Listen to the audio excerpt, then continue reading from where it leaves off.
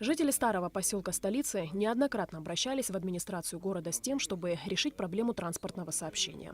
Маршрутные такси по этому направлению ходят лишь до 16 часов. Студентам сложно выбираться, так как утром нет никакого транспорта.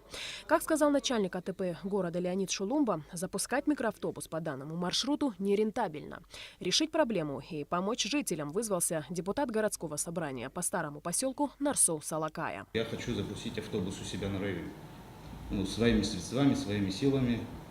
Если вы как-то поспособствуете, чтобы у нас так не получилось, незаконно, как говорится, не поднимая какие-то цены, там, незаконно как автобус, чтобы не запускаться. Если вы посодействуете в этом плане, я с удовольствием могу в начале учебного года начать запустить автобус. Идею поддержали большинство депутатов городского собрания. Однако окончательное решение вопроса перенесли на следующее заседание. Еще одно письмо уже от жителей улицы Имама Шамиля рассмотрели депутаты.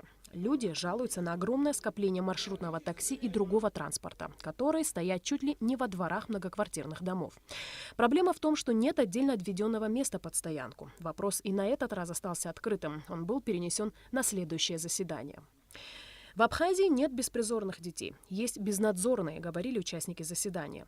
Статистика ужасающая. Как отметили инспекторы по надзору за несовершеннолетними, на учете в УВД столицы состоит 215 остро нуждающихся семей, 27 несовершеннолетних детей и 2 семьи, которые необходимо лишить родительских прав.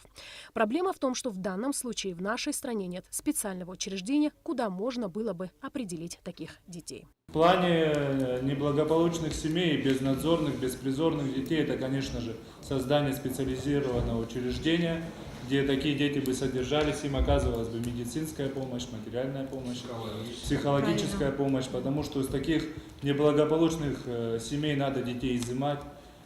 Все фонды благотворительные – это разовая помощь, а нам нужен системный подход к этой проблеме.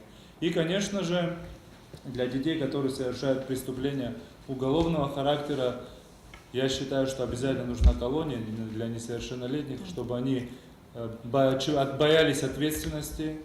И, конечно, воспитательная работа в таком направлении должна вестись. Как бы мы ни хотели себя обманывать, эта проблема у нас остро стоит, и нам нужно это обсуждать на высшем уровне. Депутаты обсудили также и другие вопросы.